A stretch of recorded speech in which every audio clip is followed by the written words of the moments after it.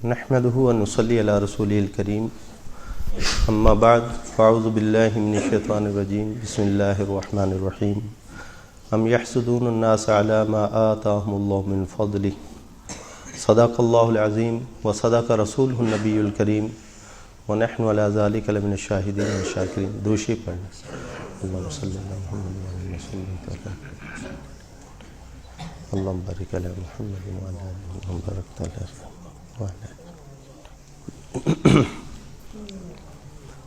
ایک انتہائی مہلک باطنی بیماری کا تذکرہ ہم نے کل شروع کیا تھا، وہ ہے حسد کی بیماری. یہ حسد انسان کے لیے دنیا میں بھی مہلک ہے، آخرت میں تو ہے ہی ہے. جتنا کل میں نے حدیث ذکر کی تھی کہ یہ انسان کی نیکیوں کو اس طرح کھا جاتا ہے جس طرح آگ لکڑی کو یا خشک گھاس کو کھا جاتی ہے. تو دنیا میں بھی انسان کے لیے بربادی لانے والی ہے، اس لیے کہ جب آدمی دوسرے سے حسد کرے گا تو خود بھی حسد کی آگ میں جل جل کر اندر ہی اندر اپنی صحت کو خراب کر لیتا ہے. اس لیے کہ دوسرے کو نقصان پہنچانے کی فکر میں رہتا ہے.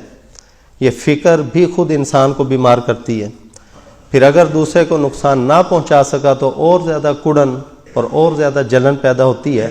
نتیجتاً دنیا میں بھی آدمی اپنی زندگی کو برباد کر لیتا ہے. تو دنیا میں بھی ہلاکت لانے والی ہے، آخرت میں بھی ہلاکت لانے والی ہے. اگر ہم قرآن مجید کا مطالعہ کریں تو ہمیں نظر آئے گا کہ جنہوں نے حق سے انکار کیا ان میں بھی ایک بڑی وجہ یہ حسد کی تھی. دیکھیں یہود و نصارہ کے بارے میں ذکر کیا گیا کہ یعرفون کما یعرفون ابناءہم، کہ وہ نبی کریم صلی اللہ علیہ وسلم کی نبوت کو، رسالت کو اس طرح پہچانتے تھے جیسا کہ اپنے بیٹوں کو. سب کچھ جانتے تھے کہ یہ رسول برحق ہیں، لیکن مانا کیوں نہیں؟ وَلَّنَتِ حَسَدًا مِّنْ عِنْدِ أَنفُسِهِمْ، یہ اندرونی حسد کی وجہ سے کہ ان کو حسد اس بات سے ہو گیا کہ بنی اسرائیل کے اندر جو ایک نبوت اور رسالت کا سلسلہ چلا آ رہا تھا وہ ہم سے چھن کر ہٹ کر یہ بنو اسماعیل میں کیوں چلا گیا. نتیجتاً آپ علیہ الصلوۃ والسلام کی نبوت اور رسالت کو قبول کرنے سے انکاری ہو گئے. حالانکہ آ کر مدینہ میں اس لیے آباد ہوئے تھے کہ جب آخری پیغمبر یہاں پر تشریف لائیں گے تو ہم سب سے پہلے ان کے ہاتھ پر بیعت کریں گے، پھر ان کی میت میں پوری دنیا کے اوپر حکومت کریں گے. لیکن انصار پہلے مسلمان ہو گئے، اوس و خزرج کے قبائل. نتیجہ اس سے بھی حسد پیدا ہوا کہ یہ ہم سے سبقت کیوں لے گئے. حالانکہ اگر وہ سبقت لے گئے تھے یہ بعد میں مسلمان ہو جاتے پھر بھی تو مسلمانوں میں ان کا شمار ہوتا، صحابہ میں داخل ہو جاتے، لیکن حسد کی وجہ سے پیچھے رہ گئے. آپ علیہ السلام نے فرمایا کہ جب میں ہجرت کر کے مدینہ تشریف لایا تھا اگر ان یہودیوں میں سے صرف 10 آدمی بھی اس وقت مسلمان ہو جاتے تو نتیجتاً یہ سارے یہودی مسلمان ہو جاتے، لیکن ابتداءً یہ رکے رہے اس وجہ سے کہ یہ ہم سے آگے کیوں بڑھ گئے. یہ تو ابو جہل کے بارے میں آتا ہے کہ وہ آپ علیہ الصلوۃ والسلام کے بارے میں سب کچھ جانتا تھا، چھپ چھپ کر آپ علیہ الصلوۃ والسلام کی قرأت قرآن کو بھی سنتا، لیکن وہ کہتا تھا کہ ہماری ان بنو ہاشم کے ساتھ ہر معاملے کے اندر ایک دوڑ لگی رہتی ہے. ان کے پاس سرداری، ہمارے پاس سرداری، ان پر مال دو، ہمارے پاس مال و دولت. لیکن اب یہ ایک انہوں نے ایسی چیز کا دعویٰ کر دیا ہے نبوت اور رسالت کا، یہ اب ہمارے اندر تو نہیں. اب اگر ہم اس کی نبوت اور رسالت کو تسلیم کر لیں تو گویا کہ پھر ہمیں ان کا تابع بن کے رہنا پڑے گا. بھائی اس حسد کی وجہ سے اسلام قبول کرنے سے رکے رہے. حاصل یہ ہے کہ یہ حسد کی بیماری ایسی ہے جو انسان کو دنیا اور آخرت میں برباد کر دیتی ہے. تو میں نے پیچھے کل حسد کی حقیقت آپ کے سامنے ذکر کی تھی کہ جس کے اندر اصل جو جز ہے وہ یہ کہ دوسروں سے نعمت کے زائل ہونے کی تمنا کرنا کہ اس کے پاس یہ نعمت نہ رہے، مجھے چاہے ملے چاہے نہ ملے، لیکن اس کو جو حاصل ہے یہ نہیں رہنی چاہیے. آج میں آپ کے ساتھ ذکر کروں گا کہ اس کے اسباب کیا ہے، اس کا علاج کیا ہے. دیکھیں اس کے 2 سبب ہیں، حسد کے 2 سبب ہیں. ایک حسد کا سبب ہے دنیا، مال و دولت کی محبت اور منصب اور رتبے کی محبت، کہ انسان جب یہ چاہتا ہے کہ میرا مرتبہ سب سے بڑا ہوا ہو، کوئی بھی مجھ سے آگے نہ ہو، دنیاوی اعتبار سے مجھ سے آگے نہ بڑھے. کوئی دیندار ہے تو وہ سمجھتا ہے کہ دینداری میں مجھ سے آگے کوئی نہ بڑھے. کوئی صاحب علم ہے تو وہ یہ ذہن کے اندر بٹھا لیتا ہے کوئی علم میں مجھ سے آگے نہ بڑھے. جب اس چیز کا کہ اس چیز کی محبت آدمی نے اپنے دل میں بٹھا لی کہ مجھ سے آگے کوئی نہ بڑھے، میرا مرتبہ سب سے اونچا رہے۔ اب ایسا ہونا کوئی لازمی تو نہیں کہ جو آدمی کی تمنا ہو تو وہی آدمی کو حاصل بھی ہو جائے۔ اور جب اس کی تمنا یہ تھی کہ میرا مرتبہ سب سے بڑھ کر ہو، کوئی مال میں، دولت میں، حسن میں، صحت میں مجھ سے آگے کوئی نہ ہو، لیکن اب جب دوسروں کو آگے بڑھتا ہوا دیکھے گا، نتیجتاً دل میں حسد پیدا ہو جائے گا کہ اس سے یہ مرتبہ چھن جائے، اس سے یہ مال و دولت چھن جائے، اس سے یہ حسن و جمال جاتا رہے، اس سے یہ مرتبہ اور عہدہ چھن جائے تاکہ یہ مجھ سے آگے نہ ہو سکے۔ نتیجتاً دل میں کڑن پیدا ہوگی۔ اسی کڑن کا نام کیا ہے؟ یہی حسد ہے۔ اور دوسرا سبب حسد کا ہے کینہ اور بغض، کہ خام خواہ کسی کے ساتھ آدمی کو دلی دشمنی ہو گئی ہے، کہ دل کے اندر دوسروں کی دشمنی کو آدمی پال لیتا ہے، اور اس کا لازمی نتیجہ یہ ہوگا کہ جب اس کو راحت پہنچے گی اس کو غم ہوگا، جب اس کو کوئی مال و دولت ملے گی، اس کو کوئی بھی آسانی آئے گی، یہ تکلیف کے اندر رہے گا۔ اسی تکلیف اور رنج کا نام ہی حسد ہے۔ تو گویا کہ یہ دو بڑے اسباب ہیں، دو بڑی وجوہ ہیں حسد کی، ایک دنیا کی مال و دولت اور عہدے کی محبت، اور دوسرا دوسروں کی کینہ اور دشمنی اپنے دل کے اندر پالنا۔ اس کا علاج، اس کے کئی علاج ہیں، میں صرف ایک علاج کی طرف مختصر اشارہ کر دیتا ہوں۔ دیکھیں، جب دل کے اندر کسی کے بارے میں حسد پیدا ہونے لگے تو آدمی کو اس بات کو زیادہ سوچنا چاہیے کہ اللہ تعالیٰ کی حکمتیں، یہ ساری کائنات اللہ نے بنائی ہے، کسی کو کوئی دولت عطا کر دی، کسی کو کوئی دولت عطا کر دی۔